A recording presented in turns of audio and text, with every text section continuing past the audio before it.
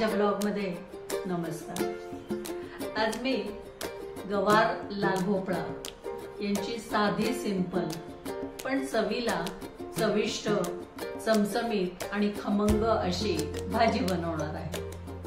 पितृपक्षात किंवा श्राद्धाला ही भाजी केली जाते, पण एरवी तुम्ही डब्यालाही नेऊ शकता, अतिशय छान लागते।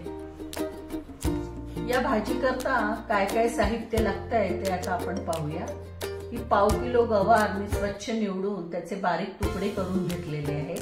हा 100 ग्रॅम लाल भोपळा आहे, त्याच्या साली काढून मी त्याचे बारीक तुकडे करून घेतलेले आहेत।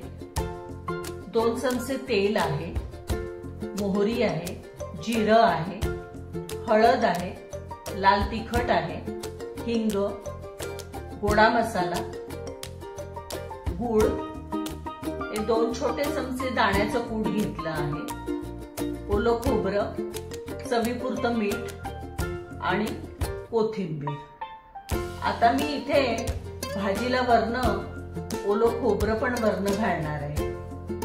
तर ओलं खोबरं आणि दाण्याचं कूट हे असं दोन्ही मी घेतलेलं आहे। तर दाण्याचं कूट हे ऑप्शनल आहे, तुम्हाला हवं तर तुम्ही घाला, नाही घातलं तरी चालेल। आणि फोडणीत घालायला कढीपत्ता पण घेतलेला आहे। आता आपण तेल घालूया। या भाजीला ना तेल थोडं जास्ती घ्यायचं, म्हणजे भाजी अशी चमचमीत चविष्ट लागते। मोहरी घालूया,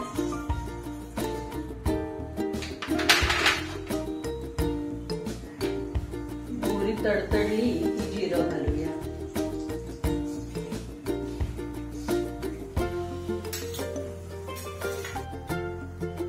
हळद घालून घेऊया, लाल तिखट,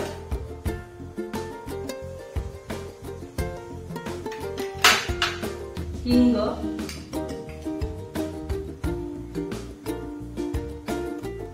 गोडा मसाला,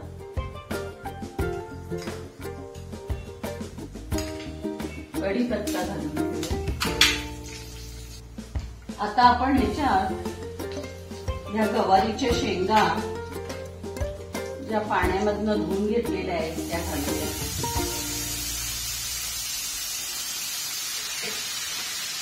हा लाल भोपळा पण धुवून घेतलेला आहे, तो पण घालूया।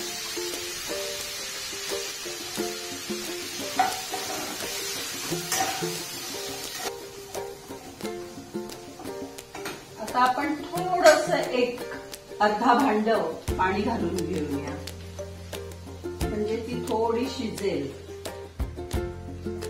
गवार ना कवळीच घ्यायची, म्हणजे ती पटकन शिजते। त्याच्यावर आपण हे झाकण ठेवून आपण 10 मिनिटं भाजी शिजवून घेऊया आणि नंतर त्याच्यात दाण्याचं कूट, गूळ आणि कोथिंबीर आणि ओलं खोबरं घालूया। आता 10 मिनिटं झालीये, भाजीला चांगली वाफ आलीये बघा। आता आपण 2 चमचे छोटे 2 चमचे कूट घेतलं होतं ते आपण घालूया, गूळ घालूया, चवीप्रमाणे घालायचं आहे, मीठ घालूया,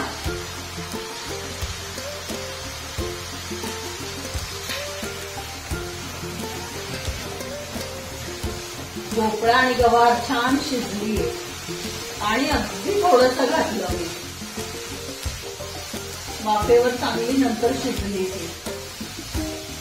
आता आपण कोथिंबीर घालूया,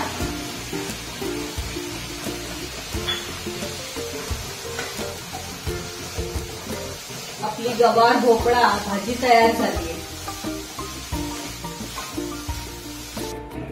आता आपण ही तयार झालेली भाजी काढून घेऊया।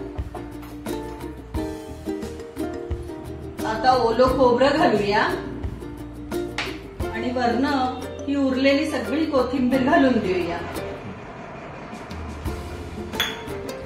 आपली चमचमीत चविष्ट आणि खमंग अशी गवार भोपळा भाजी तयार झाली आहे। गवार आणि लाल भोपळा यांच्या भाजीचा रेसिपीचा व्हिडिओ आवडल्यास त्याला नक्की